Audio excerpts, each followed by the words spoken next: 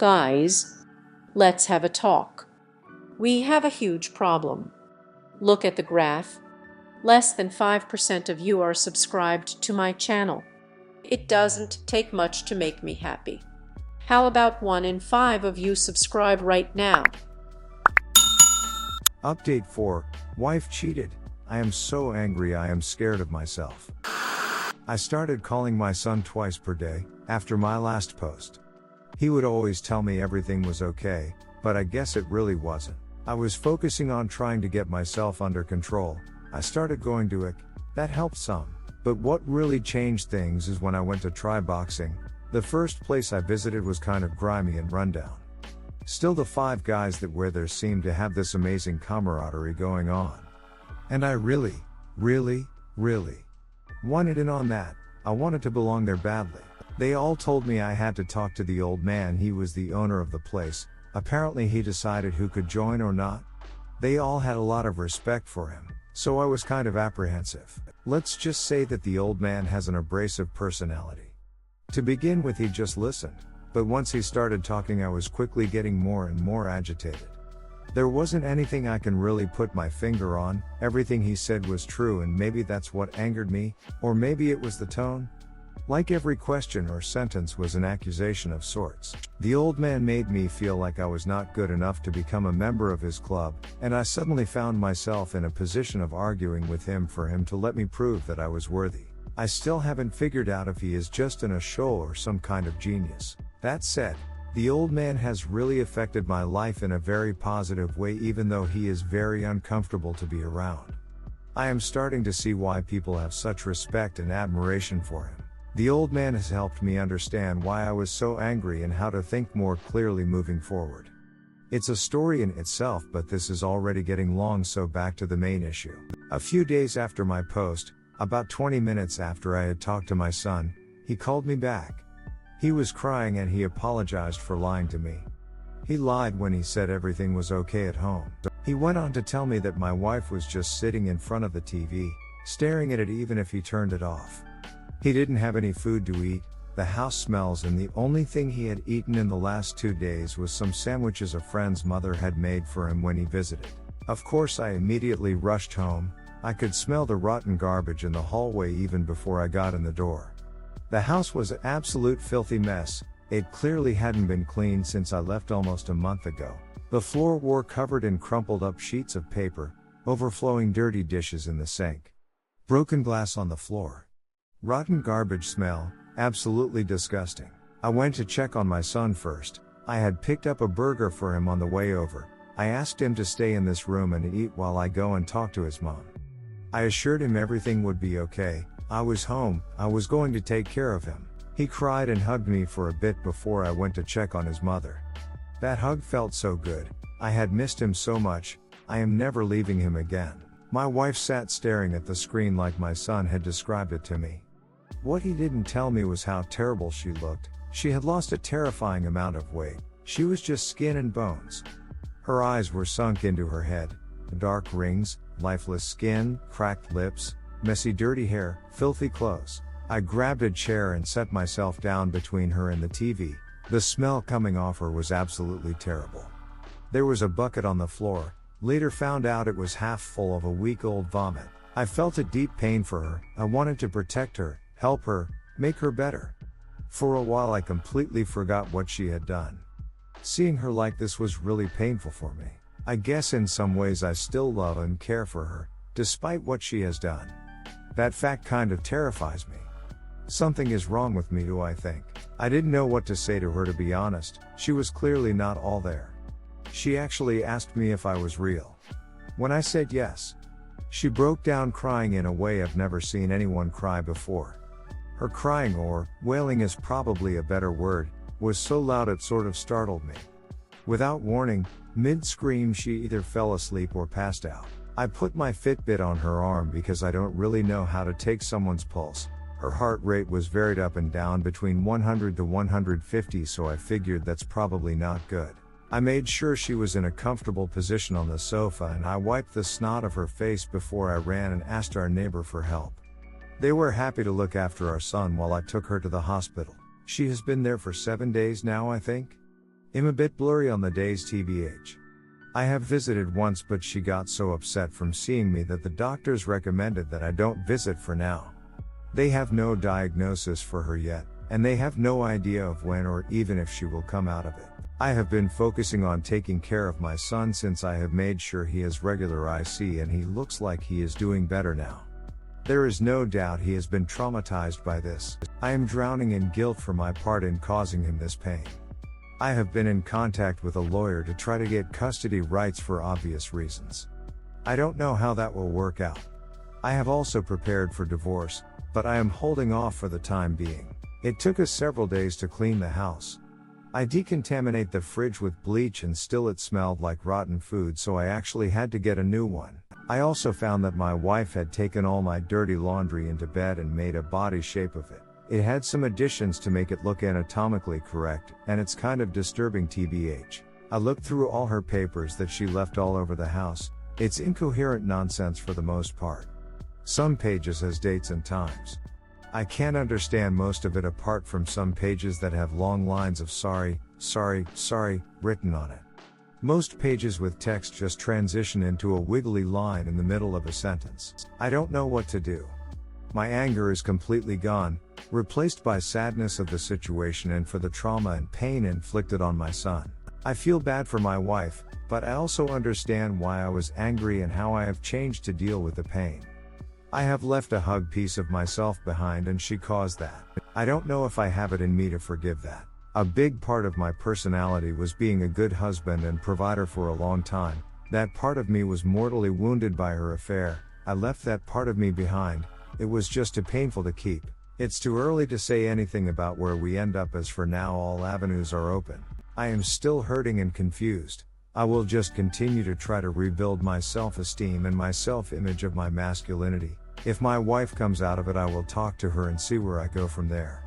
Right now I need to focus on my son. I need to make sure he is okay. Update. I have some questions. Maybe you can help me shine some light on this from different angles. If you're going to post in comments just divorce to be, don't bother, I will simply ignore you. I know that in the end whatever happens is my choice, so I will choose what is right for me and my family, whatever I decide that to be in the future. I haven't been sleeping much and I am a bit dazed, so if I ramble a bit please bear with me. I really appreciate all the different perspectives you give. It really helps me think things through. The wife is still in the hospital. She is refusing to allow anyone to see her apart from her mother. The only instructions she has given, apart from no visitors, is that no one is to talk to me on her behalf or try to pressure me in any way. She has confessed cheating to just about everybody, but not in any detail. Her calls have been panicked along the line of, I cheated. He is going to leave me. What do I do? So people have been pretty much leaving me alone, unless I have called them to ask for their help or opinion. My wife has written me a letter her mother handed over to me a few days ago. It is long, 32 pages. I will try to summarize the main points here. She apologized for what she's done to me, her son, and us. She says she will sign any paper I put in front of her, no questions asked. Post-nup, divorce papers, whatever. She also confesses to a 2-month emotional affair with another man online before the current affair started that turned physical. I didn't know about this at all, so I believe she is being honest. Her confession is very detailed, and she has given me all her login credentials to everything to confirm that she is honest and not hiding anything.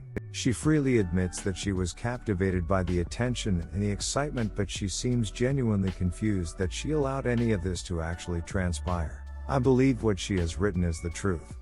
Emails, messages, call logs, etc. backs her story up, and she has also pointed me to a thumb drive hidden in one of her drawers that contained a diary going back almost 10 years.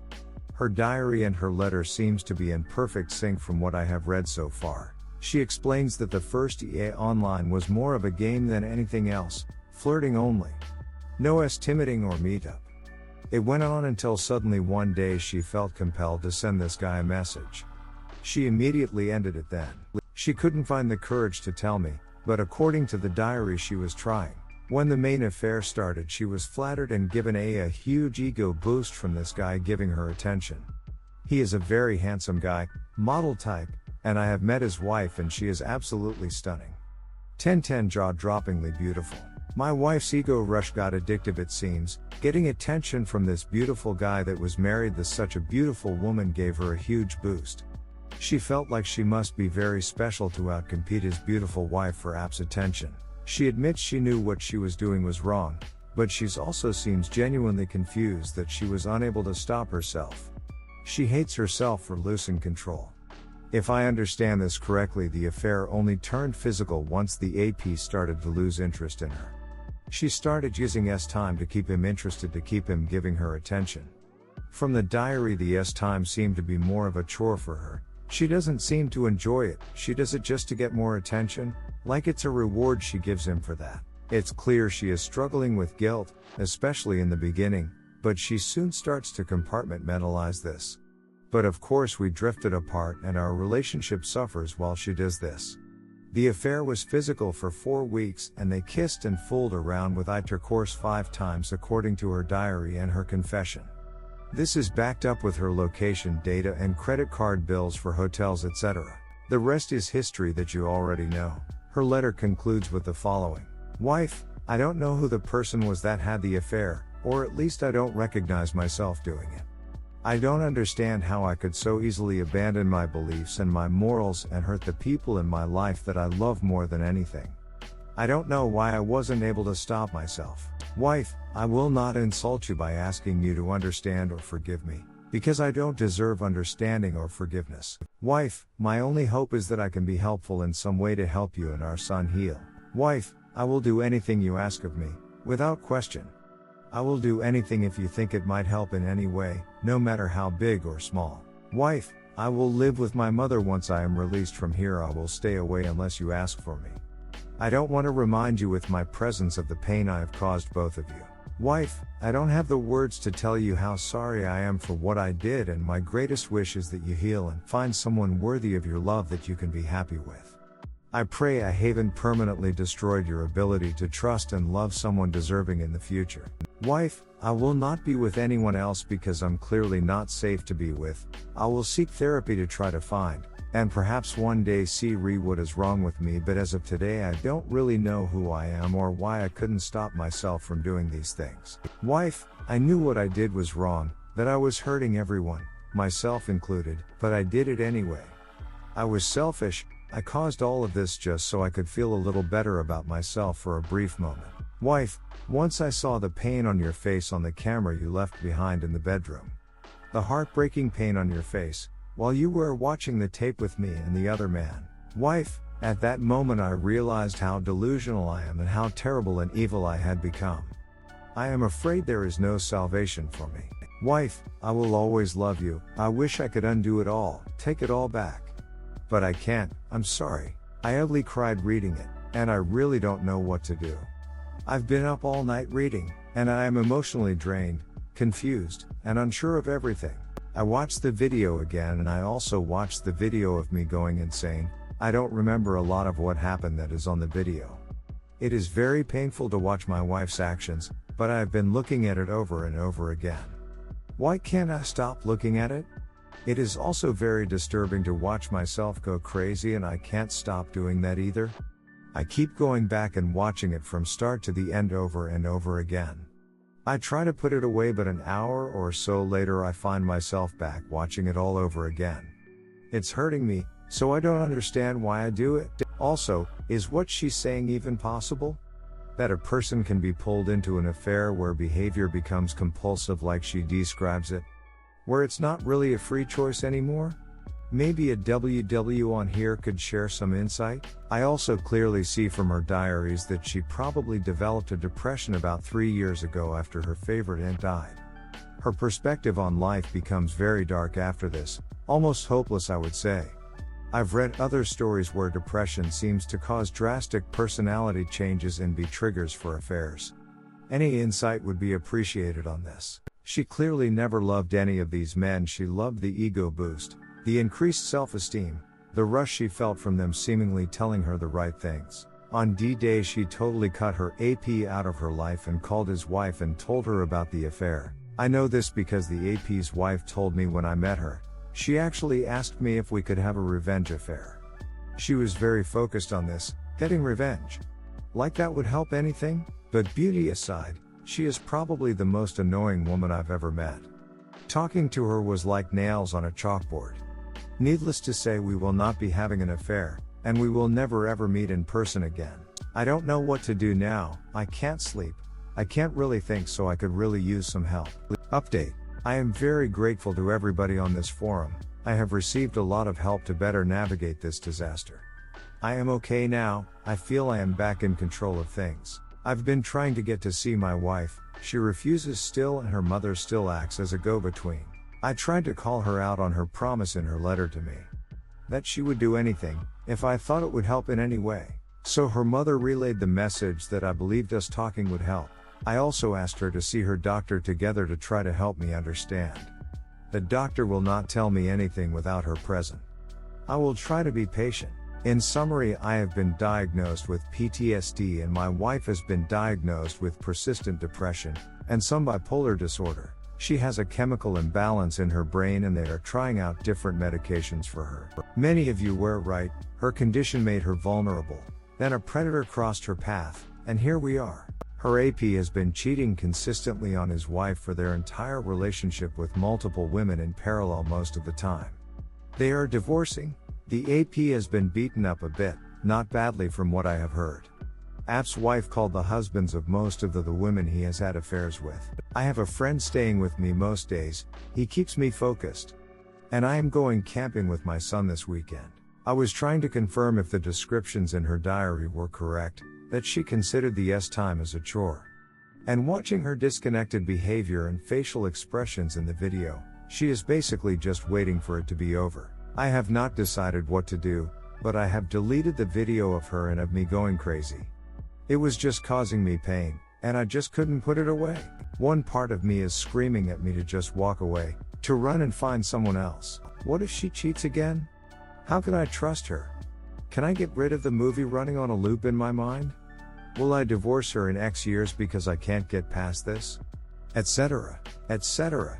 etc. I struggle a lot with these types of questions. But divorce would definitely mean that I lose some daily contact with my son, and there is no doubt that he needs me, at least for now. He is terrified of being abandoned, not that strange considering recent events. I think if I leave his mother now, it would make things worse for him. If I can leave her like she is now, what's preventing me from leaving him?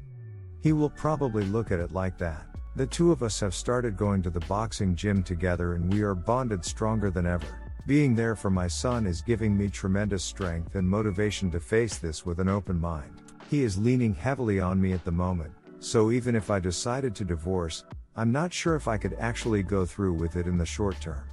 He has begged me not to leave him again. The 2 weeks I was away was very traumatizing for him, and I'm not exposing him to that again. There is no telling how long it will take for his mother to stabilize enough to be a good parent for him again. If I divorce now, maybe she'd never recover. Even if I divorce her, I will still have the pain, I will still have the scars. I will bring that into any new relationship. I think that would greatly reduce the chances of such relationships being successful. Isn't it just as well that I am with her while I try to heal? At least she will know why I am acting like this and understand why I am struggling. If I leave her, what is really waiting for me out there? Single women my age seem to be either divorced for good reasons, or they are so ravaged by baby rabies they will desperately go for anyone. They are not really considering if the person they choose is a good long-time partner for them. They seem very willing to play a role, just to get into a relationship. That cannot last long-term, I think. It seems to me there is a high risk of a string of relationships that are doomed to begin with because one party is desperate, and I am broken. Dating strangers and random hookups doesn't really appeal to me. Also, how long would it take me to find someone that understands me as well as my wife?